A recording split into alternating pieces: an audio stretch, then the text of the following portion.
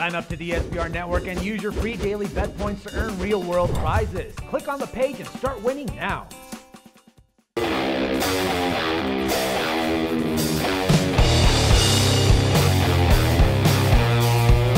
Hi, welcome to SBR Forum Videos. I'm Peter Loshak. This is the Oddly Enough show that we do every week with Swingin Johnson. We take a look at some off-field, off-court shenanigans and analyze them and discuss possible betting value in one way or another with upcoming games, upcoming props. Today is May 21st. Swingin Johnson, thanks for being back with us. Loshak, I cannot believe it's Wednesday again, and we have so much on our plate to talk about. We got the Belmont, the NBA draft lottery, and of course, those leopard-skinned undergarments I recently sent you. I am digging it! Great. What would you like to start with? Well, I was thinking about the, first of all, with the Cavaliers grabbing that number 1 pick overall. I mean, the ghost of LeBron at it again, second straight year. Cavs, less than a 2% chance of winning the NBA draft lottery, wind up getting the number 1 overall pick. Can you believe this is the third time in 4 years? I mean, the odds of that happening, I can only think of another example, like when you won Best Newcomer at the AVN Awards during your brief but illustrious career in the adult entertainment industry. Well, actually, if you're an NBA conspiracy theorist, the NBA is going to, fix playoff series and give a little nudge to various teams here and there in various ways. Why would they not tinker with the draft lottery? And, to further your point, I mean, let's just say that the Cavs don't trade out of the number 1 slot.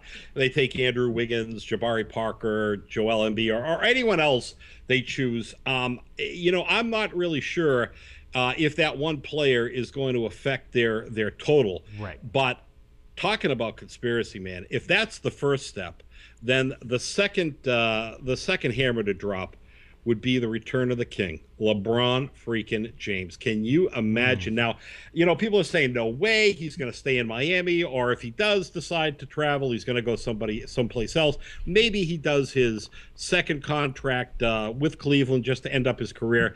But you know what? He's a drama queen. He loves the drama. But man, oh man, I mean, if you are right about the old conspiracy thing, I mean, then that's going to be the next shoe to fall. Yep, I think Swingin, it's all fixed. At the NBA, not just the NBA, though, the NFL, not just sports, though, the IRS, the U.S. government, the World Bank, it's all fixed, Swingin Johnson. Oh, man, I got shivers up and down my spine, baby, just listening to you. All right, no, I actually don't think that all that other stuff is fixed. I do think the NBA is fixed, though, and I'm just saying, look, if you're going to bet on the NBA, I always bet in the direction of things being fixed, because if you're wrong, then you're still presumably getting coin flip odds, right? So you can only be a little bit right there, you know what I mean? Yeah. I mean, I was going to say certainly they're not going to make the leap to Eastern Conference Finals, but I mean, damn, if LeBron did come back, I mean, they would definitely be a contender in the weak East. There's no doubt about it. Yeah, and you know what else is fucking fixed, Swingin Johnson? The NBA playoffs is fucking fixed, right? I mean, I remember there was a thread on SBR Forum, right, discussing Game 4 of Brooklyn-Miami. Brooklyn won Game 3, and people were saying, and Miami was a small favorite in Game 4, and people were saying, Brooklyn's got to be a great bet again in Game 4. Go check this thread, Swingin Johnson. I will check it, my brother. There was a thread discussing that game, and I made a post. I said, look, the script says Miami wins Game 4 because then they come home and they win it in Game 5. I said Miami -2 huge, and a lot of people were like, Of course, it turned out that was the way to go, a great bet. I'm telling you, if you bet into the script in the NBA, you might not be right, but if you're wrong, you're getting, coin flip odds, and if you're right, you're getting a big edge. Well, yeah, I mean, if you grabbed Miami -2 in Game 4 against Brooklyn, you are cha-ching, a winner, my friend. It was just with the script. It was with the script. Absolutely, man. I get you. All right, so for the rest of the NBA playoffs, so what do you think the script is that we might look to bet into?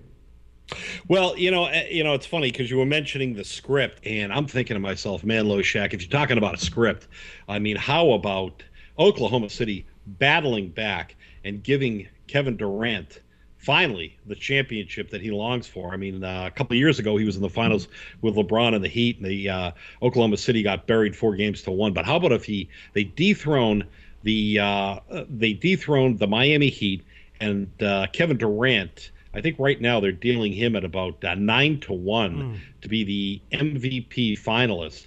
LeBron is like, 1.5-1. But man, that might not be a bad bet. I don't know. I don't see how you can take Durant right now, just because without Ibaka, how do they get past the Spurs? I mean, the Spurs have looked so dominant for a while now, and they get hit with Ibaka, and the game one didn't inspire any confidence. So I'm not sure. What are some of the other odds?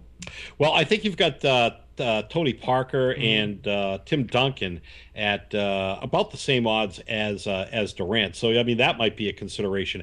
I think to play LeBron at +1.5, I don't think there's any value at all whatsoever. So yeah, I mean I'd take a flyer on one of those three players, no question about it. What does the script say? Maybe the script does say Kevin Durant wins the MVP, and the injury just boosts him up as even more of a superhero than he was thought of before. That's the drama. That's what I'm talking about, Loshak. I mean, you just set the table, baby. I'm serving the meal. I mean, that's what I'm talking about. Wow, we might have just stumbled upon something here, Swingin Johnson. Kevin Durant at +900 to win the NBA Finals MVP.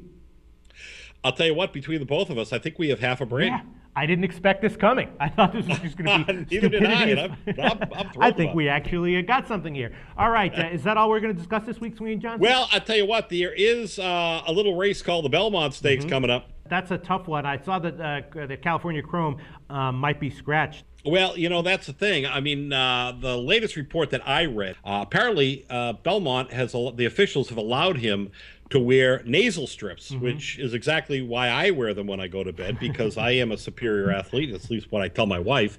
And it appears as though California Chrome is going to get the green light because he is allowed to wear these nasal strips. You know, by the way, every time I'm listening, every time I hear the name California Chrome, all I can think of is Paul Simon, Kodachrome. How about you? All right, Swingin Johnson. Well, we can revisit this next week. Maybe we'll have a little bit more information. We can discuss it again in our call next week. Thanks so much. Great call again this week, and I'll talk to you next week.